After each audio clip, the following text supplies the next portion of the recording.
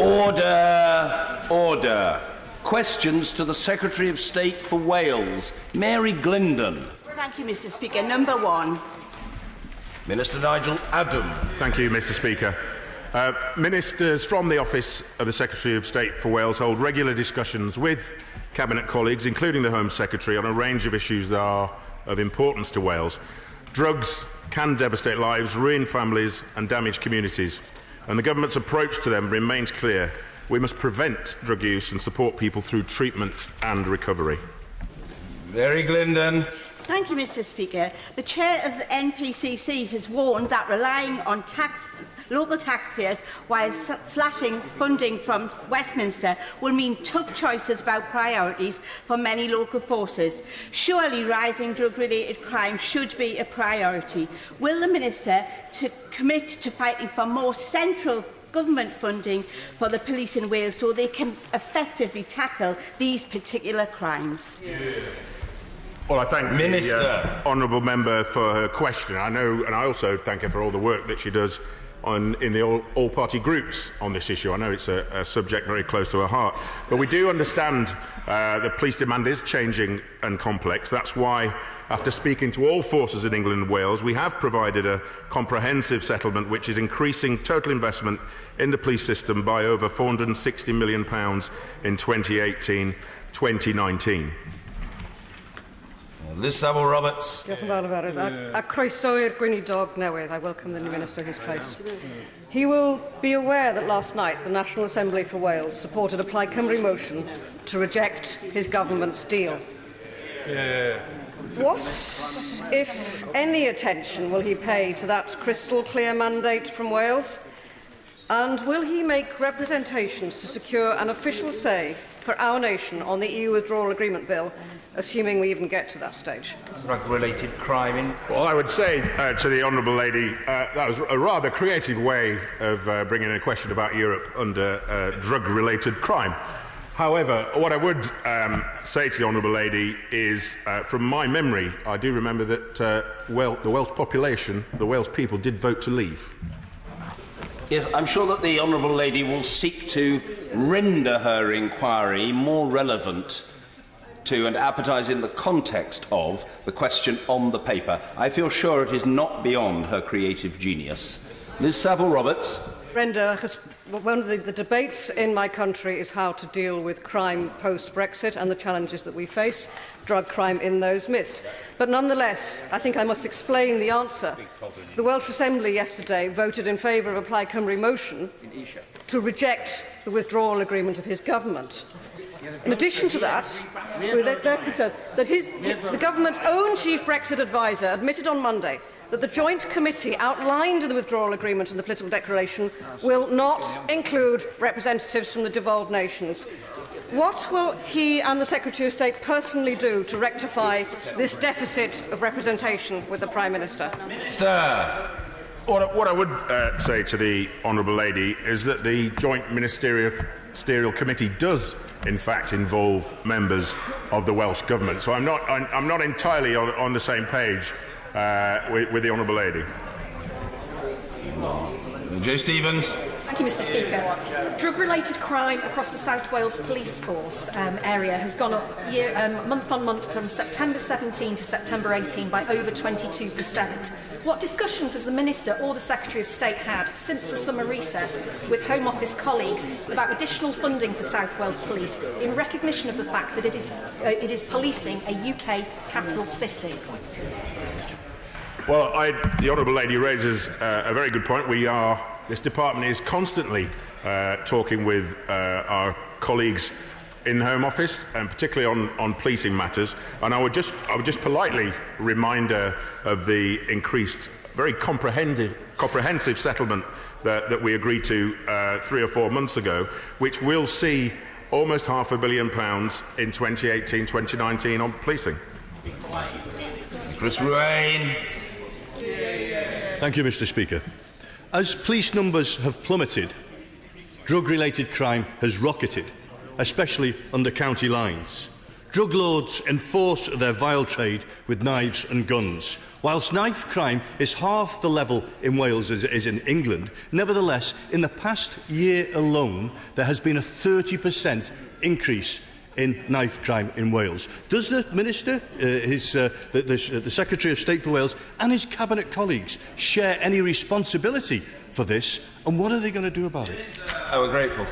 Well, it's incredibly important that we work very closely in this area. He makes some extremely valid points in terms of the types of crime, and that's why it's also important we work collaboratively with our PCCs. And I know the Honourable Gentleman will have a good relationship with the North Wales Police and Crime Commission, and we're very determined to work very closely. Whilst this matter is a reserved matter, we're absolutely clear that we want to work closely and ensure that the right resources, specifically when you are looking at county line problems as well. This is not just these are problems that don't just respect borders.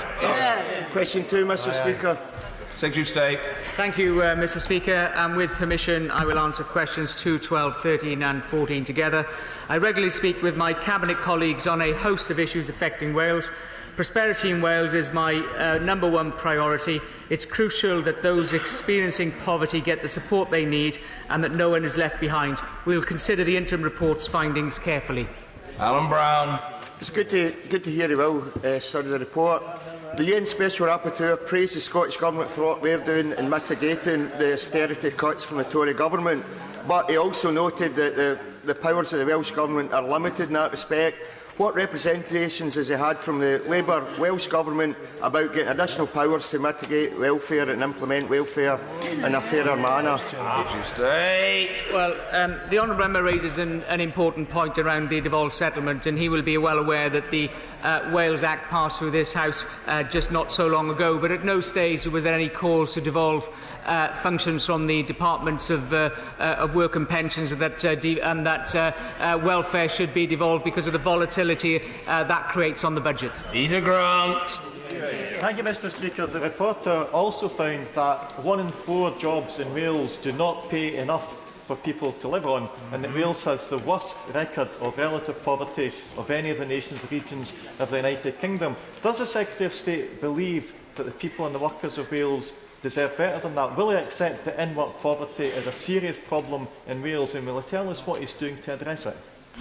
Well, there are 2 points I'd say, Mr. Speaker. In the first instance, there were some factual errors contained within the report, but which may well undermine the conclusions, but of course we will respond fully in due course. And into the specific point that the Honourable Member mentions, I would point to the National Living Wage, the sharp increases we've seen in payments from the National Living Wage, as well as increases in the personal allowance. And as a result, the gap between the inequality gap between people who have and don't have is at a record low level. Mrs. Marion Fellows. Thank you, Mr. Speaker. The UN Special Rapporteur highlighted that low-paid, part-time or insecure jobs are often taken up by women due to difficulties in balancing work and the disproportionate impact of caring responsibilities. These are, of course, often the women who have been adversely affected by this government's increase in the state pension age. Can the Secretary of State explain just how his government is working for the women of Wales? Well, I'm grateful to the Honourable Lady for highlighting women in employment in particular, because there are 63,000 more women in employment now in Wales than there were in 2010. And I would also point to the Honourable Lady about the record fall in unemployment, which is the best way out of poverty, where unemployment in Wales now is 3.8%, whereas across the UK it is 4.1%. Mr. Speaker, there won't be many times in history where we can highlight that unemployment in Wales is lower than the UK average. David Linden. Thank you very much indeed, Mr. Speaker. The list of countries that have received this kind of criticism is a fairly small list, and I think the UK government should be absolutely ashamed that it finds itself on that list.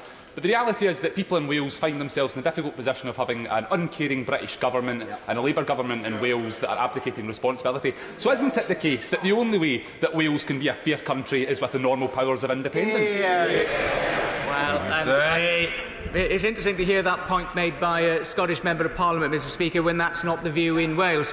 But I would point to the issue in relation to the report that poverty rates are at lower levels than they were in 2010. I hope he would recognise that. Unemployment in Wales is lower than the UK average. I hope the honourable member would recognise that. There are more men in work, there are more women in work, and the economy in Wales is growing faster than any other part of the UK. In Foster. Thank you, Mr Speaker. I know the Secretary of State will agree that one of the ways of tackling poverty in Wales will be the growth of more high-skill, high-paid jobs, like those in the aviation and in the tech sector that we see around Bristol. Would he agree with me that the policies the government is putting in place to spread the benefit of that growth across southern Wales are exactly what's needed to tackle some of the challenges identified?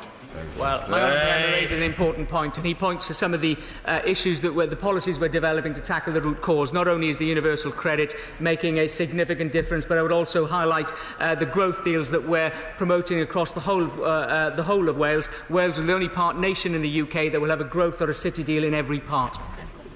Mr David Hanson. Mr Speaker, figures released this week show that 1 in 5 of my constituents have received and used elements of a food bank in the last 3 years.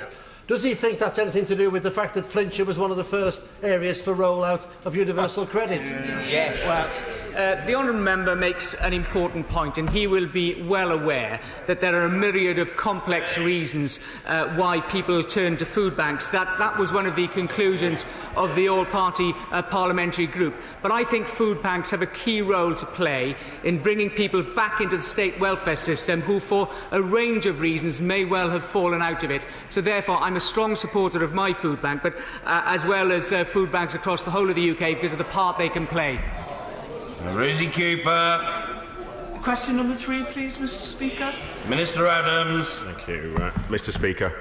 Our welfare reforms are incentivising work and supporting working families. The unemployment rate in Wales is at a record low, and at the budget, my right honourable friend the Chancellor announced new policy changes to enable working households to keep more of what they earn and to support claimants through the transition to universal credit. We will continue to take a test-and-learn approach, acting on feedback and improving the system as it rolls out. Rosie Cooper. Thank you, Mr Speaker. Perhaps the Minister could explain why the Government is determined to press ahead with managed migration in the face of the advice of over 80 disability organisations, the Resolution Foundation and National Audit Office, that it should not do so until it's clear it's fixed the major flaws of universal credit and can cope with much greater claimant volumes. Thank you. Well, can I start by thanking the Honourable Lady for all the work she does in this area? I know I understand she chaired a Disability Confident meeting last week, so these are things which are very important for honourable members to get involved with. We don't underestimate the challenge that managed migration could present, and we're working very closely with all stakeholders to design the best solution. So we are keeping our options open on the design, and we're committed to keeping the House updated. Hal Williams. Thank you, Mr Speaker. Firstly, can I say I'm very glad that Welsh people will now be able to claim universal credits online through the medium of Welsh, just like anybody else. The DWP staff had a very complicated task in fixing what was a faulty system. Will the Minister now tell the House what he's doing to fix the other problems which people in Wales suffer from with universal credits, such as the unfair and oppressive two-child policy? Can I thank the honourable gentleman also for the work he's done, and I'm very pleased that the Welsh language version for universal credit system was rolled out, I believe, last week. So hopefully that is working well. We will continue to monitor that. Of course, this is an area with regard to this is a huge transformational project, and it is absolutely right that we do on occasion pause and reflect and make sure we get the system right. But fundamentally, I agree with the Secretary of State for Work and Pensions, who says that universal credit is a force for good. Anna McMorrin. Thank you, Mr Speaker. My constituent in Cardiff North has 10-month-old twins and hasn't been paid universal credit for 2 months. She's at risk of homelessness and is using food banks. Given the recent judicial review on the impact of assessment periods, how's the government responding to this, and what can he say to my constituents and others who are suffering like her? she'll be aware that obviously I can't comment on an individual case, and I'm sure if she raises the particular constituent's case with the department, she will get that response. But as I said earlier, this system, is a huge transformational project, and we must learn as we go along. But it is designed to mirror the way in which people are paid as if they're in work. And for anybody that is waiting for their universal credit payment, there are advances available. Robert Halfon. Oh, sir. Minister Adams. Thank you, Mr. Speaker. I have not discussed this matter with the Welsh Government because decisions on charges are entirely for the Welsh Government to make, and this is a devolved responsibility. Robert Halfon. Thank you, Mr. Speaker. The brain injury charity Headway has supported families who have incurred hospital car parking charges of as much as £248 in just 7 days. Outrageous. Given that all hospitals in Wales have now abolished hospital car parking charges, will my honourable friend make representations to the Health Secretary to abolish them in England too? Well, Minister. It is clear, and everybody in this House will know, there is no stronger champion on causes such as this than my right honourable friend. But what I would say to him is, in England, we do allow individual hospitals to take their own decisions on this matter, and this is assisted by clear guidance. But I would point out that there are potential additional costs of a blanket removal of charging, which could be significant. But of course, we keep very much our ears open on this matter. Susan Ellen Jones. Thank you, Mr. Speaker. When the Welsh Government abolished car parking charges, certain people thought that was a waste of money. We all now know it has been a great success. That's right, Is it Susan not time this government stops denigrating the Welsh Government, talks to them a bit more, and when there's good ideas, they share it? Well, we're certainly not in the business of denigrating the Welsh Government, as the Honourable Lady should know, but we can't take a one-size-fits-all approach. I've read in the Welsh press over the last few weeks some hospital car parks are being used incorrectly by some shoppers when they're made free. So we do have to be mindful, but I can assure you we're not denigrating anyone. Ian C. Lucas. Could I counsel the honourable gentleman from Harlow that this is not a silver bullet solution to transport issues related to hospitals, because in Wrexham Mila Hospital, car parking is a major issue. I think that the focus should be on public transport solutions to providing public services and to hospitals in particular. Well, the honourable member for Wrexham is absolutely right. It isn't a silver bullet, and without the correct levels of public transport, then the wider solution can't be delivered. So I totally agree with him. Patrick Grady. Question number 5. Secretary of State. Thank you, Mr. Speaker. With permission, I will answer questions 5 and 7 together.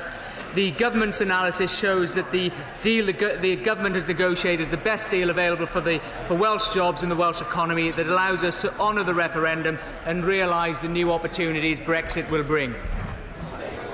Patrick Grady. That nobody in Wales voted for Brexit to make them poorer, and perhaps that's why the Welsh Assembly voted to reject the withdrawal agreement last night, as the Scottish Parliament will do this evening. Now, his Scottish colleagues are going around saying that that vote is needless. Does that not simply demonstrate the contempt that this government and the Tories have always had for the devolution settlement, and they're now using Brexit to further undermine devolution? Mr. Speaker, I would remind the honourable gentleman that Wales voted to leave the European Union, and we have an obligation to respond to the demand that came from the referendum. But of course, we will continue to work with the Welsh Government in seeking a legislative consent motion to the bill when it goes through Parliament. That's exactly what we gained having worked with them closely in relation to the Withdrawal Act, and I look forward to continue to work with them on the Withdrawal Agreement Bill. Tommy Shepherd. Mr. Speaker, currently manufacturers and producers in Wales have tariff-free access to the European single market of over 500 million people, and it provides the destination for 2/3 of all Welsh exports.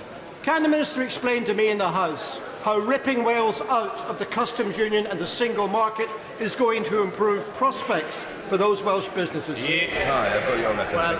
Mr. Speaker, the honourable member should be well aware that the deal that my right honourable friend, the Prime Minister, has negotiated also gives the opportunity of tariff-free access with the European Union, but it also gives the opportunity to strike independent trade deals right around the world as an independent trading nation. I'm optimistic about our prospects outside the European Union. I wish that optimism was shared elsewhere. Chris Elmore. Mr. Speaker, in June, Wales exported £10.2 billion worth of goods to the EU. The viability of manufacturing in Wales relies on frictionless trade with the EU.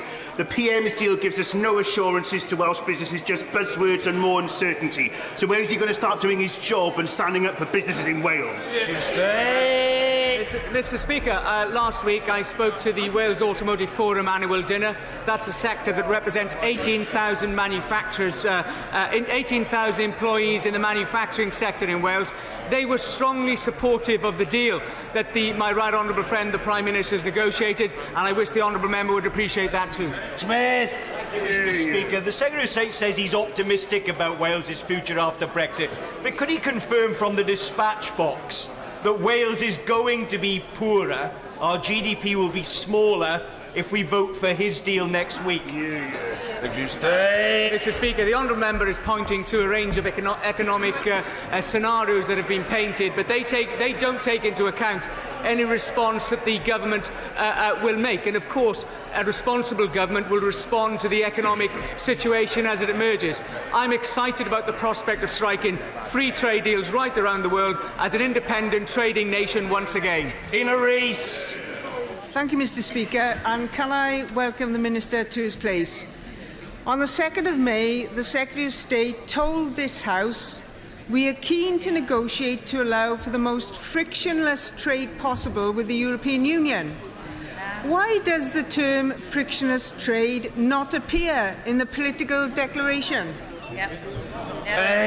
Mr. Speaker, I would kindly point the honourable lady to the political declaration, which says as frictionless as possible, and in my mind that can include frictionless as possible. Christina Rees. Thank you, Mr. Speaker. That just isn't good enough, Mr. Speaker. The Secretary of State has given his back in to an agreement that does not even mention Wales, let alone protect workers' rights, environmental standards, consumer protections and living standards. Isn't the reality that this is a bad deal for Wales, failing to give Welsh people the certainty needed to safeguard jobs and livelihoods? Mr. Speaker, the deal that my right honourable friend, the Prime Minister, has negotiated gives us the certainty of access to the EU markets, but it also gives us the new opportunities to strike trade deals around the world. But I would ask the honourable lady, or say to the honourable lady, Mr. Speaker, I'm not sure what certainty a further referendum would bring if that is her policy. The honourable gentleman, the member for St Ives, is much preoccupied with the elegance of his tie, by which I am myself duly impressed. But if the honourable gentleman wishes to shoehorn in the concerns he had in respect of question 15 now, he could legitimately do so. Mr Derek Thomas. Mr Speaker, I appreciate that opportunity. In Wales, Wales has appreciated European funding, as has Cornwall. Can the Minister assure Cornwall and Wales that money to support deprivation will still be ongoing? Well, my right honourable friend makes an important point, and he allows me to point to the UK Shared Prosperity Fund, which was a manifesto commitment. My right honourable friend, the Chancellor of the Exchequer, will be outlining at the CSR the sums of money that will be available, but I'm determined to get a much more efficient system that is responsive to the demands and the needs of the community. After all, £4 billion has been spent in Wales over the last 16 years, and we haven't always received the best value out of that. Order, order! A hell of a lot of noise in the chamber. But the House must hear Tom Pursglove. Number 6, Mr Speaker. Secretary of State. Thank you, Mr Speaker. The Government has a host of policies to support business in Wales, from tax reductions to city deals to a UK modern industrial strategy. As a result, Wales continues to attract inward investment across all sectors.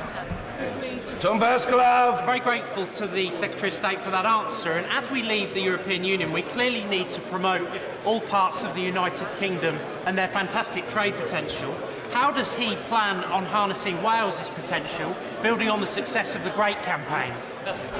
Secretary of State. Mr. Speaker, can I pay tribute to what the honourable the honourable member, my honourable friend, does in terms of promoting businesses across the whole of the United Kingdom? But it gives me the opportunity to highlight that in 2 weeks' time, in less than 2 weeks' time, the tolls on the Severn crossing will be abolished for the first time in 52 years. A major boost to the economy in the southwest of England, as well in South Wales. Bentley. Question number 8, Mr. Speaker. No. The honourable gentleman can legitimately shoehorn his concern about broadband into this inquiry. Go ahead. Mr. Speaker. Many premises in Ceredigion are still awaiting confirmation as to whether or not they will be in scope for the next phase of the Welsh Government's Superfast Cymru scheme. Could the Secretary of State ensure his government's Wales Superfast Broadband programme and Outside-In initiative give priority to those premises who may find themselves beyond the scope of the Welsh Government scheme? Secretary of State. Mr. Speaker, can I pay tribute to the honourable member, who is a strong campaigner in this area, and we're determined to work closely both with him and with the Welsh Government to deliver the best broadband possible in the constituency of Ceredigion and in all parts of Wales. Already £69 million has been spent in addition to the gain share, but I believe there is more that we can do, particularly in linking businesses with broadband, and I know that the honourable member is a strong supporter of that campaign. David T.C. David. Mr. Speaker, may I also welcome the new Minister to the Welsh Office, a department which is attracting talent from across the whole of the United Kingdom now. May I ask the Minister if he'd also agree with me that communications will be much improved if the Welsh Labour Government get on with building the M4 Relief Road? Quite right.